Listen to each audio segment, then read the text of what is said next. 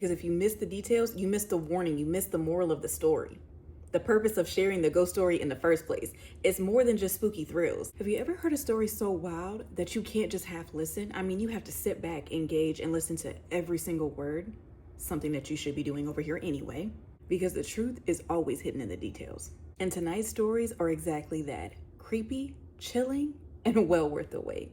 Y'all already know what time it is. It's time for y'all to go ahead and grab your drink, grab your snack, because we're about to go ahead and get into some more creepy compilations with Audacity.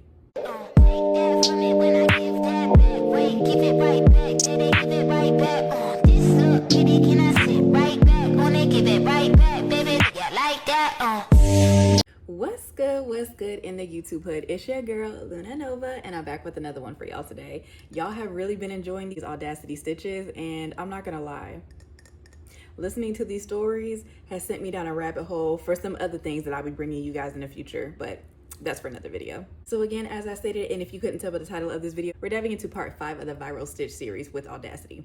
And trust me when I say this one here is loaded with some good stories, especially the last one, because Audacity herself reposted it. So y'all know it's good.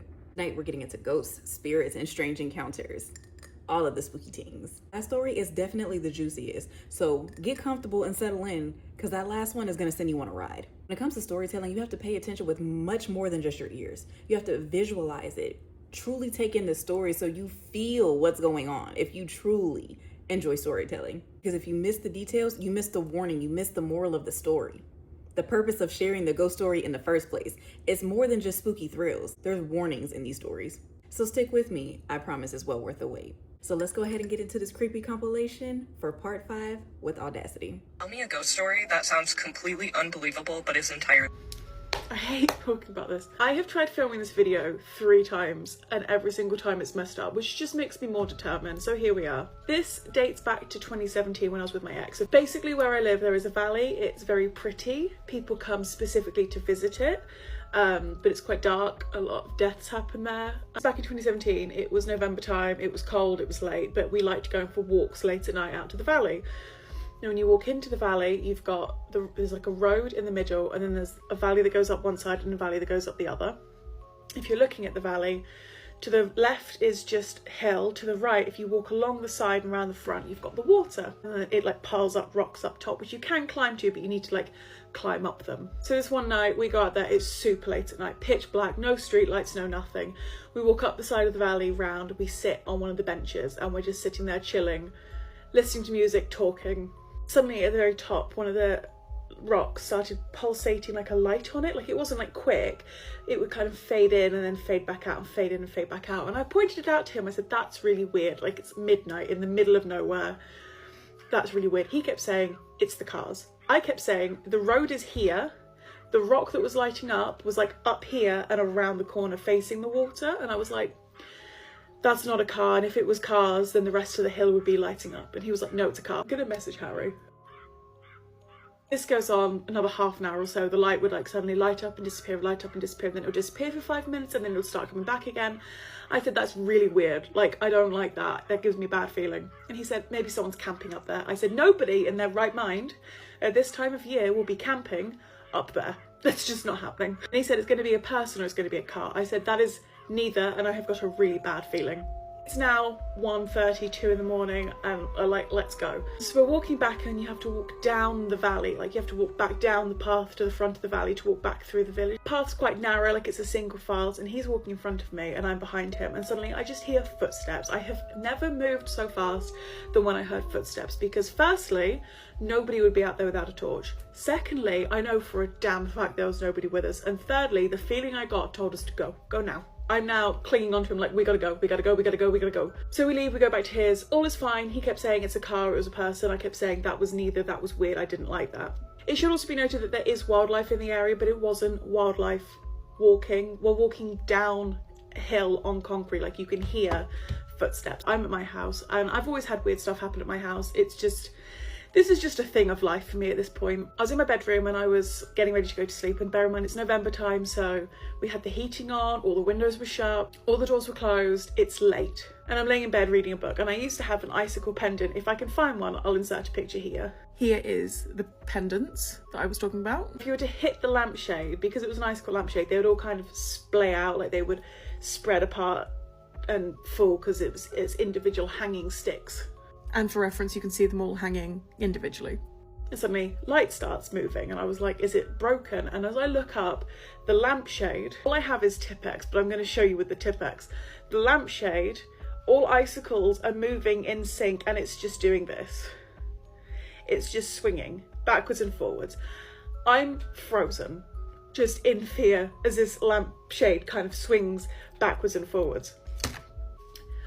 I call for my mum, she comes in, she stops it, both of us are like, that's really weird, and just continue about our lives. I was like, that was horrific. I hated every second of that. I've never again seen it do anything like that, or had seen it do anything like that, but that was just, that lived with me. And then it gets worse. I wake up to a really bad feeling, just really, really, really bad gut feeling. So I roll over and I look at my phone and it's 3 o'clock in the morning and I hate waking up at that time. So I roll my eyes, I'm like, I don't want to be awake right now. Roll back over and I had this massive wardrobe. I've drawn a picture, but if I can find a picture of it, I'll insert it. Here is wardrobe in question, but this is what it looked like. So you had two double wardrobes, you had a vanity in the middle, and this drawer you couldn't open. Like you had to hold onto it and then like pull it back with your full body weight. Like as much as you could, you had to pull it, and even then it didn't always open. I took a screenshot, you can see the marks for how difficult it is to open this drawer.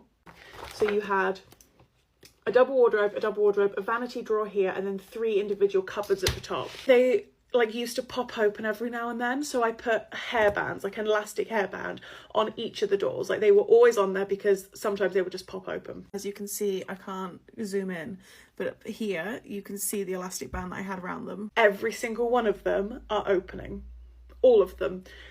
Even the vanity is slowly opening, and I remember thinking, I'm dreaming. Or like I just have this vivid memory of me laying there going, I'm dreaming, rolling back over and going to sleep thinking, this is a dream, this isn't real, there is no way, there is no way, there is no way. Wake up the next morning, all of them are open, all of the hairbands are off, and this was a floor to ceiling unit. Like I used to have to stand on a chair to get to the top to take the hair tie off to get into it. Since then, so many things have happened. Things open in my house at the minute. Lights turn on, lights turn off, doors open, doors close. Fuck, I don't know how to start it, but here we go. I was maybe around 10, 12, around that age. I'm not sure what, it's been a while back. At this time, my aunt, which I call her mom because I grew up with her, but at this time, she had bought a store, and that day, her, my mom, and my uncle, which I call dad, they left my older cousin in charge of me, my other cousin, and my little cousin while they went to go clean the store, get it ready so she could open for business. Later that night, we decided to watch the movie Jeepers Creepers. If anybody has seen it, that fucking movie scared the shit out of me because that motherfucker was ugly. And I think my cousin said she had not seen it, so she wanted to watch it. So we all sat down and watched it with her. Well, I think we were eating pizza, if I'm not mistaken. And we were at her house. Mind you, all the lights are on. We're there eating. We're watching it. Whatever. As the movie continues to play, and mind you, this was on, it was coming out on the actual television, like commercials and stuff were coming out. Anyways, back to the story. The part where he's like eating the tongue, I guess. I don't want to post the picture because I don't want to get blocked. But yeah, where he's like eating the tongue and the guy and the girl are watching him through the window like, what is he doing? As he's eating the tongue, me, my cousins, we hear a shatter, like a glass shattering from a bedroom. Like if somebody broke the window and came in. And we all looked at each other like, what the hell? So we all jumped up and we ran out the house like no other. And me and my cousins went running across the street. We went to the neighbor's house and we knocked on the door like somebody broke into the house, let us in, like we need to call our parents, like let us in. And sure enough, my older cousin, she calls her parents and tells them what happened, that they needed a store and that they need to come to the house because somebody broke in. Well, not even 10 minutes later pass, and my mom and my aunt and uncle show up. And well, my older cousin and well, my two older cousins, the oldest one and my boy cousin, they leave my neighbor's house and they told me and my little cousin, stay here. We're gonna go with our parents to go see what happened. Well, they go in the house, they check everything out, and then they come and get us. Well, it turns out that nothing was broken. No glass, no windows. There was nothing broken. So whatever that sound was, I don't know what it was. Till this day, we don't know what it was. I don't know if that's scary or not, but yeah, that's my ghost story that sounds completely unbelievable, but is entirely true. I'll go first. I've got a spooky story for you. And I wouldn't have believed this if it didn't actually happen to me. So, I'm from South Carolina, and we're about 30 to 45 minutes away from the Blue Ridge Mountains. You can see them from any direction here, which is a part of Appalachia. And there's parts of this town that are very, very old, houses that are very, very old, and my great aunt happens to live in one of those houses. It's massive, and it's creaky. Very creaky. So, my mom and I decided to spend the night with her one night. That's not an unusual thing. She's the reason we moved up here. So this is the upstairs. So you go upstairs, and this is directly what you look at, and then this is the bedroom we were in, and this is the other layout, and this is my aunt's bedroom. So we have a direct line of sight here, and to this where it connects.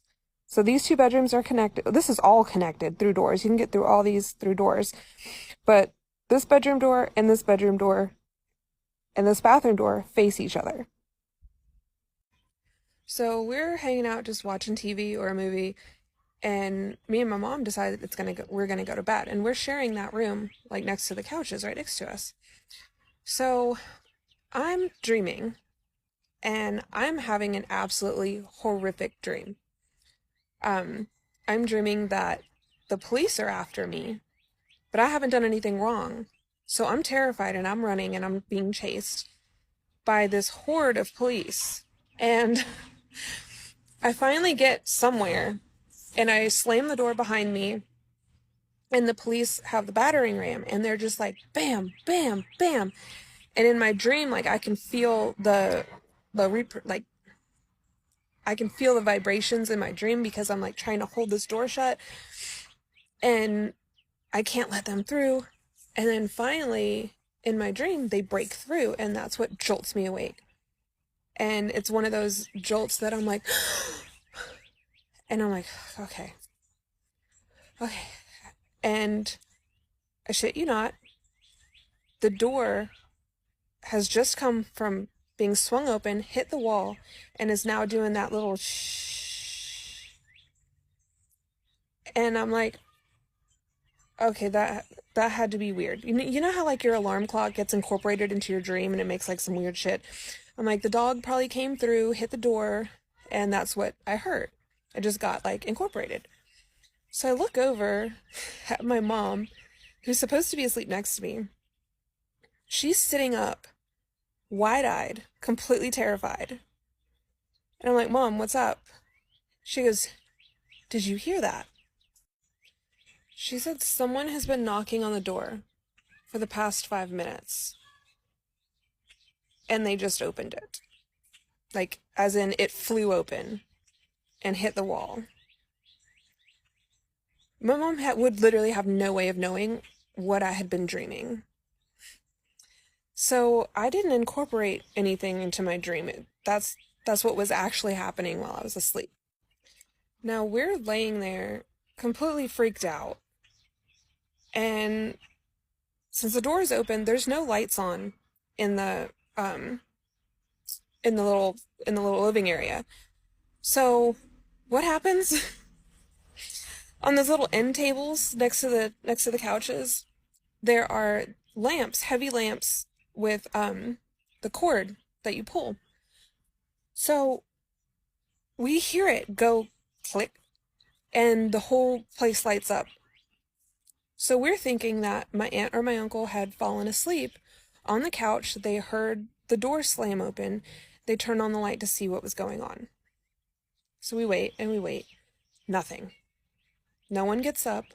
We don't hear any footsteps. Just nothing. So we don't know what to make of it. Like, we're literally paralyzed, right? So then, like, there's a direct line of sight from our room to my aunt's room. So we see her, and we're thinking she heard it and she woke up. We see her, and she's very distinct. She's like 4'5". She has a little Cleopatra black haircut. She's wearing pink scallop pajamas, pink with white lace around the sleeves, button up with pants. And we see her open the bedroom door and then go across from her bedroom to the other one. And she has a disabled son that's in there. So we're thinking she got up to go check on him. She doesn't see us, but we see her, right? She doesn't come out of the room, which she usually does. Doesn't come out. So we're like, okay, maybe she got caught up. We are just going to wait. It's like 5:30 in the morning. They're early birds, so they should be getting up right around now anyway. So as we're laying there, it starts to get more and more intense. The smell of coffee and the smell of bacon. Like, no lie. Like, this was full on breakfast that we start smelling. And so we're like, oh my God, okay, thank God. Like, somebody's awake. Uncle's downstairs cooking. Let's just hurry up. Let's make a beeline for downstairs. And there is a totally plausible explanation for this. So me and my mom get up and we go downstairs. And downstairs is pitch black. But you can still smell it. You can still smell the coffee. It's like somebody just cleaned up. So not even 5 minutes of us turning on a light, realizing like nobody's down there, nothing's been cooked. My uncle and my aunt come downstairs, both of them. And he is pissed. He's pissed. And he's yelling at me. And I'm like, he's claiming that I kept him up all night by playing with the doorknob. And he was yelling at me saying, if you needed something, you should have, like, just opened the door. Like, why did you have to play with the doorknob all night long? So we tell him, like, about the dream, about the light, and about seeing my aunt. My aunt's not even wearing the pink pajamas with the scallops and the button-up. She's wearing a white t-shirt and blue pajama bottoms. That was the last time that I spent the night in that house. Tell me a ghost story that sounds completely unbelievable but is entirely... So when I was in high school, I took a photography class, and part of the photography class was that they would take us to different field trips of different places throughout the area, and one of the field trips happened to be Eastern State Penitentiary. So while we were there, I decided with one of my friends that we were going to take one of the tours. So this tour that we went on included death row, and in death row in Eastern State Penitentiary, there are two ways to enter. There's like the guards entrance and then the entrance for the inmates through the showers. And the way it's set up is there's a brick wall that separates the two, and then at the end, after the showers, they meet up again before the cells. So my friend and I decided we were going to walk through the showers and try to snap a couple pictures, and the rest of the group walked on the other side. And while we were walking through the showers, out of nowhere, I got this really intense, sharp pain in my right side. Kind of like upper mid-back towards the side. And this pain was so intense and so strong and came on so suddenly that it actually like knocked the wind out of me, and I was doubled over in the showers. So the tour guide notices that So the tour guide notices that we didn't catch up to them yet and comes into the showers to check on us and sees me like doubled over in pain. And she goes, keep walking. And I was like, what? Like, I can barely move. She goes, keep walking. I was like, okay. So I walked towards her, and as I did, the pain started to go away. And she goes, are you feeling better? And I went, yeah. And she goes, just so you know, back in the day when this was a functioning prison, a guard walked through the showers to check on an inmate who said he was unwell, and the other inmates jumped him and stabbed him in his kidney, his right kidney. Is that where you were having pain? And I said, yeah. And she goes, yeah, I've been doing this a long time, and I've only ever seen 2 other people have this like visceral reaction in these showers. You're the 3rd. So basically, I got shanked in prison by a ghost. Tell me a ghost story that sounds completely unbelievable but is entirely true. Boy, have I been waiting for a trend like this, because everything that I'm about to tell you are true events that transpired to me and my family from October 2011 until March 2014. So this is the house in question, and I was able to find it online. We rented it through a rental company. After about a week of us moving in, cleaning up, we get a call from this lady who's actually the original owner of the house, and she asked us, hey, can I please stop by to see it one last time? So of course we didn't think anything of it. We're like, of course, stop by, come see it. So it turns out this lady was very sickly. I don't remember what illness she had, but she was leaving for treatment, and the prognosis wasn't looking good. And she was telling us different memories she had with her family in that house. And once we get into my room, it was green and it had this cute little picket fence floral. This is the only picture I have. It's not that good. But it had little bunnies and stuff. And she said, please, if you are going to change anything in this house, do not touch this room. I hand painted this mural with my daughter who passed away. Which at the time we didn't think anything of it. I had no plans of changing it, plus it's a rental. We didn't want to change anything about it. Now, once this lady left is when things started to happen. Now, everything that I'm about to tell you, as it happened, it continued to happen until we left this house. So at this point, we're about 2 weeks into living here, and I'm coming back home from school. I run up the stairs to the right. There's this office space, and the door was slightly open and the light was on. So I just turned off the light and closed the door, and I go to my mom's room. We talk about our day, and then we're gonna walk down the hallway, and we just stop. We stare at each other because I had told her about the light. The door again was open, and the light was on. So at this point, we kind of just walk over, we step into the room. There's nothing in there. We said, oh, how weird. Turn off the light, close the door. Now, from here on out, there's little sprinklings of this light is on, this door is randomly open, after you had closed it or turned off that light. Nothing crazy. After that, about a month or 2 in, I had a little miniature pinscher. Her name was Susie. She would start barking all the way at the bottom level towards the garage. Now, the way the house was laid out is that there was a 2-car garage. You would go in and there was a second living room, go up some steps, kitchen, living room, dining room, and then you would go up the stairs and it was the 4 bedrooms and the bathrooms upstairs. But all of a sudden, Susie would start aggressively going downstairs and barking at the garage door. We didn't pay any mind to this because we thought, oh, maybe there's a lizard or some sort of animal or whatever in the garage. Until one day, my dad started seeing this creepy crawl space in the garage. The door would be open. Now, this happened about twice. Mind you, this is weeks, maybe months apart. So we don't really think anything of it. Maybe it's a raccoon that crawled out of it. I don't know. Until one day, Susie had been barking at this door once or twice a week. And one day she goes downstairs. Mind you, all the lights are off. She's barking so aggressively at the garage door, just going at it. And all of a sudden we hear a yelp, just and she comes bolting up the stairs, goes all the way up the second set of stairs and goes into my parents' room under the covers in her bed. At this point, we all look at each other and we're like, what the hell? We check her, she's perfectly fine. And then from here on forth, she still barks, but she would bark from the steps in the kitchen going down into that second living room. She would bark from there. She never went back to the garage door again. Then the next thing that started happening is we would hear just stomping up and down the stairs. And we would be like, what the hell is going on? And a lot of the times it was happening when everyone was in the house. So we were just excusing it as, oh, it's my dad, oh, it's my mom, or my mom would think it's me, and vice versa. Until one day, it happened to all of us individually when we were by ourselves. So I would hear stomping going up and down the stairs, but I would be home alone.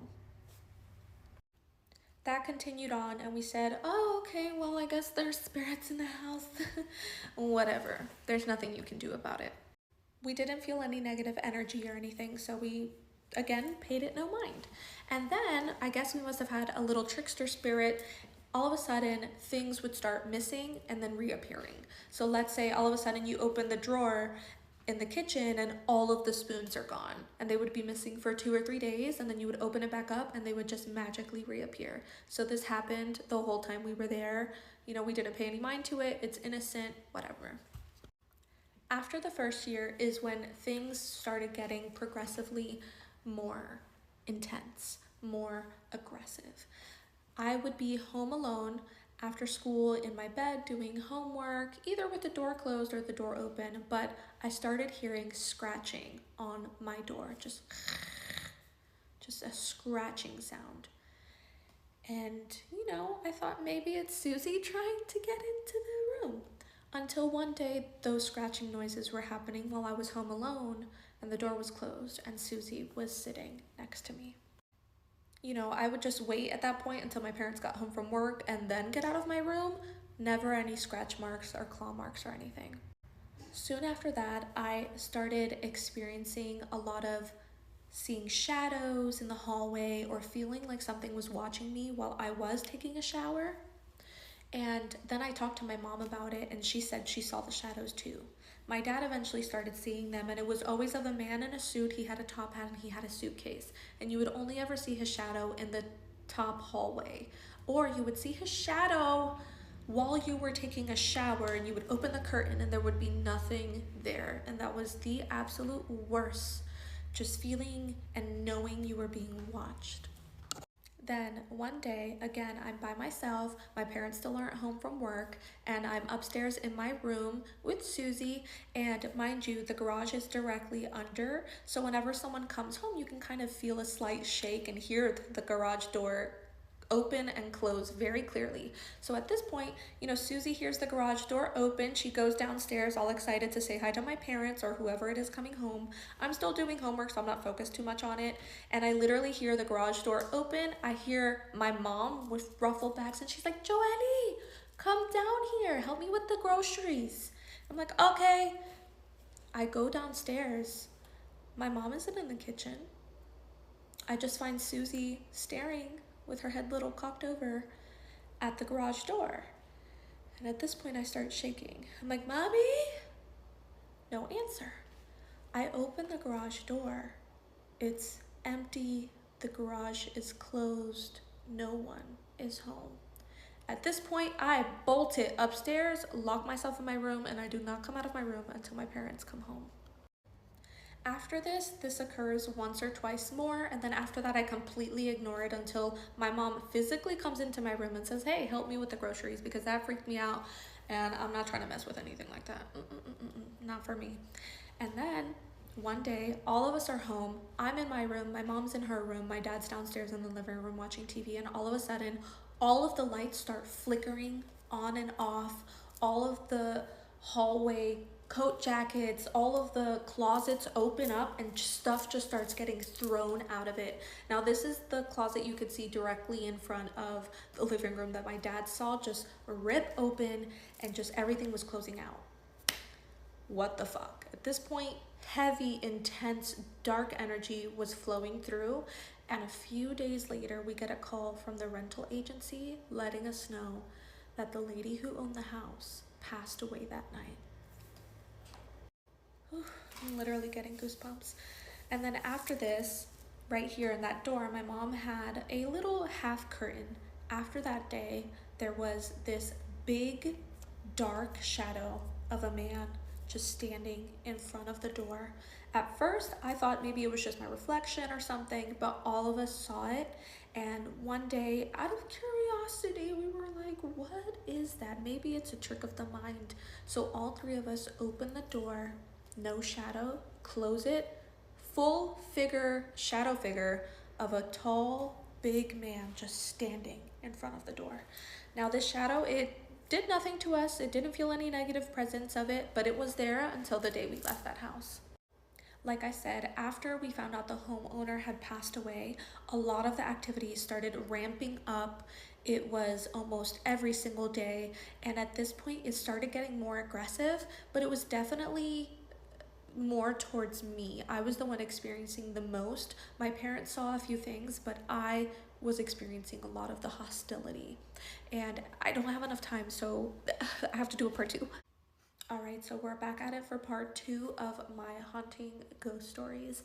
All of the events transpired from October 2011 until March 2014. Like I said in the previous video, after the homeowner passed away, a lot of the energy turned very heavy, very hostile, and I felt like a lot of it was directed towards me. So after that happened, I started having very vivid nightmares. They felt very real, very harmful, and every single time I had them, these were weekly, multiple times a week, I would wake up at 2 or 3 in the morning, and I started experiencing sounds and feeling things in my room after that night. And what I mean by that is waking up at 2 or 3 in the morning, the room is pitch black, and I would hear just, mind you, I had carpet in my room, and I would literally hear dragging feet stomps in my room, starting from my door that was closed all the way to where it would get to the head of my bed, and I could just feel a presence there, and I would just hide under the covers. I didn't want to look at it. I would pray and hope that whatever it was would go away. And after that, that occurred several times where I would hear that dragging just sound walking towards me. Eventually, it got into my bed. Whatever it was, I literally felt the weight of it lay next to me and into my bed. And again, I would just pray, and hope that it would be over. Sorry to get emotional or my voice gets shaky. It's just that was a moment in time that I was just so scared, and I feared for what would happen to me at the time. And it happened a couple times where whatever that was would get into my bed, and I would just pray until one time it rolled over onto me, and I just felt an immense pressure on my chest, just squeezing and literally indenting me into the bed, and I could not breathe. So then that happened a few times, and I would just scream, and my parents would run into my room, and the moment they did, whatever it was would just leave. Like, oh, the weight would just be lifted from my chest, and I noticed that whatever it was only ever happened in my room, and if I had any company over, nothing would ever happen. So I was either always at one of my friends' house sleeping over because I did not want to sleep in my room, or I would have them sleeping over at my house, and then nothing would ever happen. And then I remember one time I had my girlfriend over. My parents were upstairs, and I was washing dishes while she was behind me just hanging out, and I had my hair in a claw clip. So I was just washing dishes, we were talking, and all of a sudden I feel hands behind me on my claw clip, and it just pushes my head down. And I was like, girl, quit playing. And she just looked so scared, and she said, that wasn't me. And I looked at her, I said, what do you mean it wasn't you? She said, that wasn't me. Whatever pushed you just now was not me. And I could see the genuine fear in her eyes. And I turned off the dishes, we ran upstairs, and we went into our room. And we kind of laugh about it now, but it was legitimate. Whatever it was, I felt hands and it pushed my head down. Afterwards, we had an instance where my dad was helping out one of his soldiers who was going through a divorce. So he came to stay at our house until he got his stuff gathered and situated during that time. He was at our house for 2 days before he told my dad, I cannot stay at your house anymore. He said, I might sound crazy, but ever since I was little, I see spirits. And he said, this house has a lot of spirits. The majority are good, but there's a few that are very malicious. And the only reason nothing bad has happened to you guys is because those good spirits are fending them off, but they're getting weak. You guys need to leave. So at that point, he just confirmed all of the suspicions we had. And like I said, the energy was getting a lot darker, a lot heavier, a lot more hostile. After he left, I had this one very vivid dream that I remember to this day. I woke up in my dream down the street. So I was walking, kind of jogging back to my house. Everything was dark. Everything was deathly still. Not a single cricket, bird, nothing. It's midnight. The moon was out. I run into my house and there's candles lit everywhere, just like if it was a ceremony. And then I see what I can only describe as a stereotypical demon that you see, the hooves, the red skin, the horns. And he said, I've been waiting for you. And I just bolt upstairs. He chases me and he grabs me in my room and he grabs me by the neck and he stares at me. And he just says, I finally got you. And I wake up, I can't breathe. I have a panic attack. Again, it's 2 or 3 in the morning. I tell my parents about it. So at this point, my mom is dead set on getting the house cleansed, getting some holy water. But before that happens, they're out of the house. I'm in the house alone again.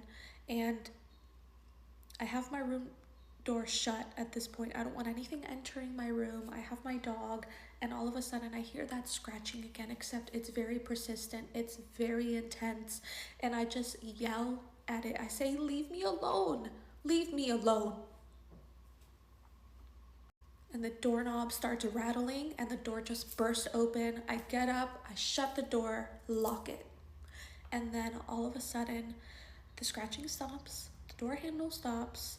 I've shut the door at this point, and we have one of these. This isn't the one from the house, but it was an old metal ceiling fan like this. And all I hear is this big metal crashing sound. It sounds like a car crash. And at this point, I'm trembling. I call my parents and I said, can you please come home? At this point, my parents come home, and when I finally get out of my room, speaking with my parents on the phone, and I know they've come home and it's not spirits mimicking them or anything like that, I come out of my room and we look at that ceiling fan and it is fully dented in. Whatever it was, bashed it in with one punch or throw, whatever it did. And at that point, we had the holy water, we fully cleansed the house, and everything died down.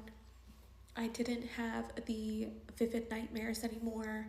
Nothing was bothering me in bed or doing anything like that anymore. The only thing that was still there was, I guess, the little trickster spirit moving stuff around or hiding stuff, the stomping up the steps, and the shadow figure up front. After we fully cleansed the house and had someone come in and properly cleanse it using holy water everywhere and making sure to basically cleanse every couple of days, we didn't have any issues for the last few months of being there. And then we left March 2014. My dad got orders. He went to Texas. I was already in college, so I got an apartment in a different area in that town. And by far, that is the absolute worst experience I've ever had with anything paranormal. Well, that is a wrap for part 5. I'm pretty sure you guys are going to be ready for part 6. Don't worry, it'll be up soon. But as I promised, I told you guys these stories will be well worth the wait. So drop a Nazar in the comments for all of my hoodlums who stuck through the video all the way through. And don't forget to like, comment, share, and subscribe. Make sure you turn on that notification bell so you don't miss out on any more of the creepy compilations or any of the spooky people, places, and things that we go over here with the Mystic Muse. And if you're in the Atlanta area, come by the shop. I'm there Monday through Saturday from 11 to 5. If you're in the Atlanta area, you need to come by the shop and come kick it with the kid. Come get your spell candles, your Florida water, some skincare products, whatever you're looking for, or just to come by and say hey. Getting all your candles, protection tools, and then some. All for a good price, I might add, because some of these spiritualists are out of their damn mind for what they charge. Those be the scammers, but that's for another video. Maybe a reel, because I do need to address that. But my name is Luna. This is the Mystic Muse. I'm going to go ahead and wrap up this video and edit it so I can push out another one for you guys. So that being said, make sure that you drink your water, mind your business, and stay prayed up and protected. And as always, Luna loves you. I'll be back with another video for you guys if the spirits allow it. When I give that back, wait, give it right back, did they give it right back? This look, baby, can I sit right back? Wanna give it right back, baby, yeah, like that,